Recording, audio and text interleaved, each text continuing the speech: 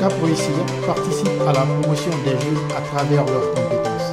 Notre mission est d'accompagner et orienter les jeunes au quotidien. C'est aussi organiser la rencontre avec les entreprises en quête de personnes qualifiées. Développer le concept un jeune compétent égale une valeur ajoutée pour la société.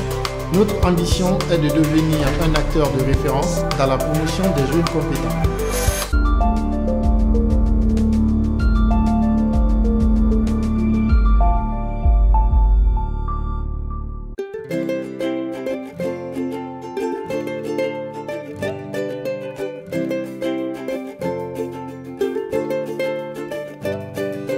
Je m'appelle Mohamed Sy, né en Guinée.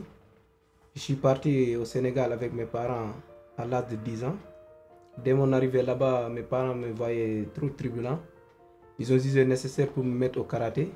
Et c'est là que j'ai commencé le karaté. Ils m'ont inscrit dans une club qui s'appelait Dorama. Je salue de passage mon entraîneur Bada Han. Après plusieurs années de pratique, j'ai aimé le sport. Dès mon début, j'avais une rêve, c'est de représenter la Guinée au niveau international. Et avec ça, j'ai commencé à bien me concentrer au niveau du karaté. Moi, c'est Bailage. Donc voilà, depuis, je suis en fait dans le milieu associatif. Donc, je suis au niveau de la Ligue de droits de l'homme normande et je suis délégué régional. J'ai rencontré M. Sy à travers ces mouvements parce que j'étais connu dans la ville. Et dès lors qu'ils ont appris qu'il y a un sportif de haut niveau qui était dans la ville, mes camarades m'ont dit, mais certainement, tu as ton parent là, donc, qui est à côté là. Il faudrait, tu as l'intérêt de le rencontrer pour qu'il te protège. Après, je suis allé au moins pour le voir. Après, on a discuté. Il m'a dit qu'il pratique le sport. Après, on a échangé. Je dis, bah, également, nous, on a besoin de gens comme lui parce que la Guinée a besoin d'être représentée partout. Et également, on a discuté. Il m'avait expliqué qu'il a essayé de rentrer en contact avec la Fédération guinéenne, mais comme il ne parlait pas bien français, il parle plus l'italien, donc c'était difficile. Et réellement, je dis non, moi je peux être en contact avec la fédération. Le lendemain, j'ai essayé d'appeler une connaissance qui m'a passé le contact de la fédération. Et dès lors, on a commencé. Et puis j'ai présenté M. Sy à la fédération guinéenne qui nous a accueillis avec bras ouverts, qui nous a promis quand même de nous aider sur ce qu'ils peuvent.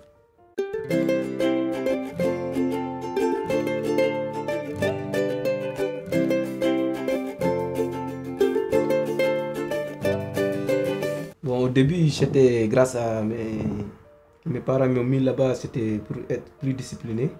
Mais au fur et à mesure, j'ai beaucoup aimé le karaté.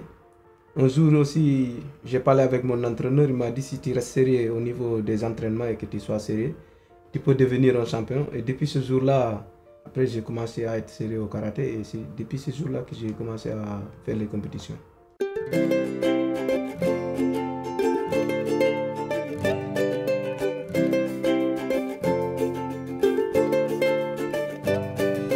Vous savez, c'est un peu difficile de faire son propre bilan. Mais à travers tous les pays que j'ai traversés, j'ai eu des titres là-bas. Par exemple, le Sénégal, j'étais champion du Sénégal en cas des juniors en 2007. Vice-champion d'Italie sur la lutte au sol en 2009. Vice-champion d'Italie en 2010. Champion de France coopératif en 2012, catégorie par équipe. Troisième aussi en 2013. Et quart de finaliste au championnat du monde. C'était très difficile parce qu'après le championnat de France, je me suis mis vite au travail parce que je savais les deux niveaux c'était pas pareil parce que le niveau national et mondial c'était pas pareil. Aussi en allant là-bas, on avait un peu de difficultés.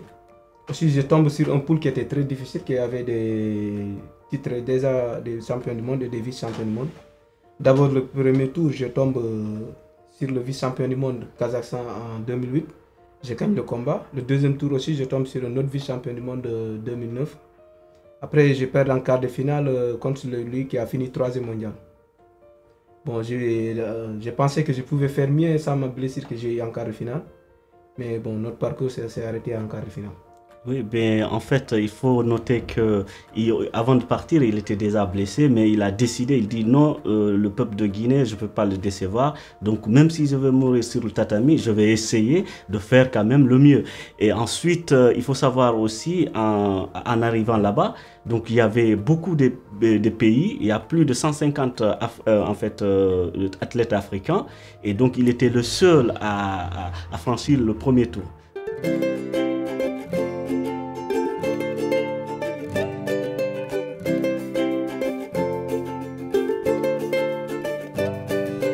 Ils savent que le karaté, c'est très bon au niveau de l'éducation des enfants.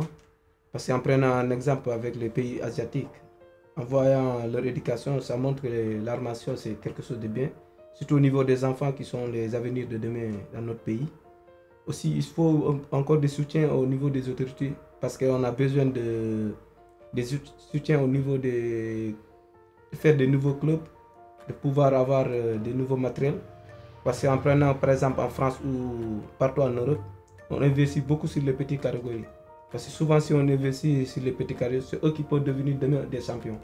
Parce qu'ici en regardant tous les titres, ils sont suivis depuis qu'ils sont minimes jusqu'en arrivant en senior. Et là, ensuite de signer des partenariats avec d'autres pays qui ont déjà le niveau qui est très élevé. Ensuite, même si on peut faire des stages échangés avec les pays sous raison. Ensuite, nous qui sommes ici en Europe, qu'on puisse travailler avec ceux qui sont là-bas, connaissance des autres. Parce que souvent, il y a les techniques qui changent, il y a tout le temps des trucs nouveaux au niveau du karaté. Oui, donc c'est vrai que, comme il a dit, il y a des difficultés, mais il faut savoir aussi, c'est une première expérience pour la Guinée, donc pour l'athlète aussi. Et donc, si c'est forcément, il faut avoir des difficultés parce qu'on ne peut pas venir dans une maison, même si chez toi, pour la première fois, il faut se situer. Donc, c'est ça le problème. Et donc, sur le plan, avant, le contact était difficile parce qu'il n'y avait pas un canal pour pouvoir rencontrer les autorités guinéennes, mais dès lors, il y a eu le soutien avec les moyens de bord. Donc ça c'est, voilà, finalement on a pu participer. Et bien sûr qu'il faut noter que aussi avec les autorités guinéennes, il y a aussi une femme très brave que je vais aussi noter ici, qui nous a soutenus vraiment sur tous les plans, de l'équipement au financement et par des conseils aussi, qui s'appelle Madame Chantal Cole, donc que je passe mon bonjour.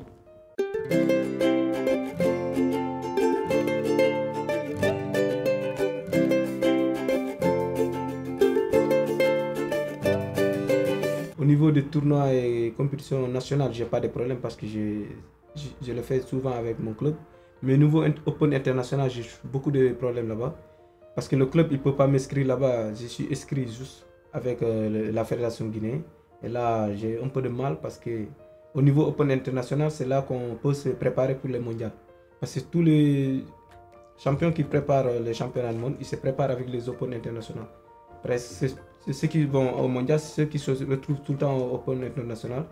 Et moi, malheureusement, cette année, je n'ai pas participé à aucun Open. Et, bon, au niveau de mon niveau, c'est quelque chose qui est un peu dur. Il y a aussi la Coupe du Monde 2014 en Allemagne aussi, au mois de novembre, c'est ça? Oui, au mois de novembre. Et donc, il y a d'autres aussi compétitions, normalement l'Open d'Australie, l'Open de Qatar et d'autres. Oui. Donc c'était vraiment, c'est une bonne chose qu'on arrive à participer. Je pense qu'avec le soutien des autorités, ils vont nous entendre pour essayer de nous aider pour la participation de Mohamed dans ce sens-là, pour essayer mieux de se préparer pour espérer être médaillé de la Coupe du Monde.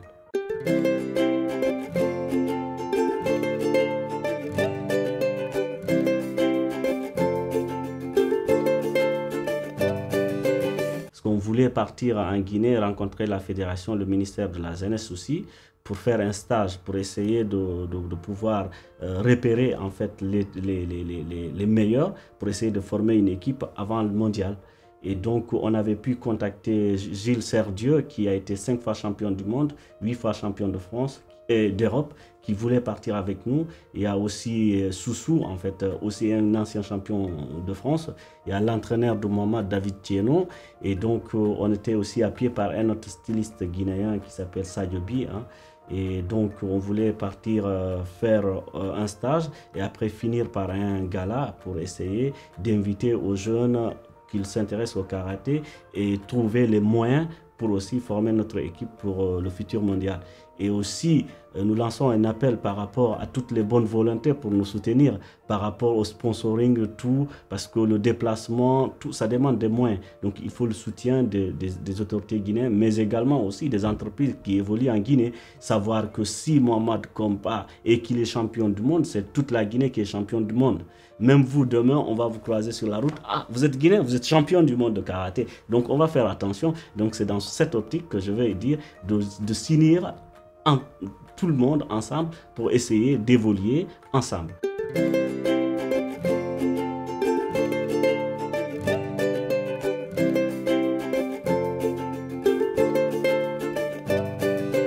Bon, là, j'ai fait que les encourager.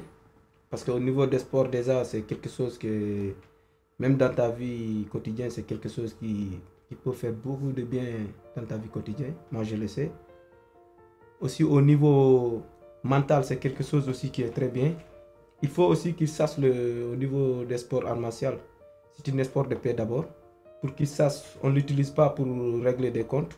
Mais aussi le karaté aussi, c'est contre la violence. Il faut ici aussi qu'ils se basent à ça. Mais aussi pour être bien et pour se préparer pour devenir un jour un champion, c'est de se mettre au travail, d'écouter les conseils de tes parents, le coach, et de bien travailler. Bon, c'est ce conseil que j'ai à les donner. Ensuite, de mettre dans ta tête, si tu dois représenter ton pays, il faut te mettre à 100% pour pouvoir représenter ton pays. C'est très important. Il faut bien travailler. S'il dit bien travailler, c'est dans le sens de se mettre à l'école. On ne va pas dire que je vais être footballeur ou karatéka et j'abandonne l'école. Donc c'est l'école qui est à la base de tout. Et ça, normalement, le sport aussi améliore les facultés. Hein. Donc pour bien être aussi dans le sport, il faut pouvoir connaître certaines choses. Il faut avoir une culture. Il faut aussi être, avoir une bonne formation. Parce que pour parler, pour faire des projets, pour être quoi que ce soit, sans cette formation, on ne peut pas longtemps progresser. Parce qu'en prenant un exemple, en Europe qu'on est là, on n'attend pas pour attendre cela pour se mettre au travail. Moi, ce que je donne conseil, c'est tout le monde, ceux qui sont à l'école ou bien ceux qui n'ont pas à l'école, qui cherchent un travail. Parce que moi, d'ailleurs, j'ai mon métier de soudure à côté. Je ne dis pas juste je fais le sport et je me concentre sur ça. Mais déjà, j'ai mon métier de soudure à côté. J'ai d'autres diplômes sur beaucoup de choses. Vu que nous sommes les avenirs de demain, pour tout ce qui se met au travail, et pour qu'ils sachent c'est nous qui pouvons amener notre pays en avant. Parce qu'il y a plusieurs de Mohamed Sy qui sont à côté, qui vont venir.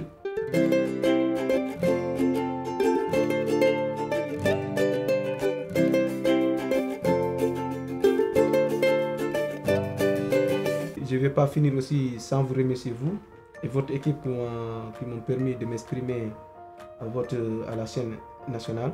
Je remercie aussi les membres de la Fédération guinéenne qui nous ont beaucoup soutenus. Sans oublier Mme Chantal Cole aussi qui nous a soutenus sur tous les domaines. Très grand remerciement. Aussi, je vais remercier mes parents en Italie avec mes coachs là-bas. Ringrazio a tutti i miei famiglia in Italia, tutti i miei amici, anche il mio allenatore Mattia, ti ringrazio molto bene. Grazie a tutti. Merci beaucoup.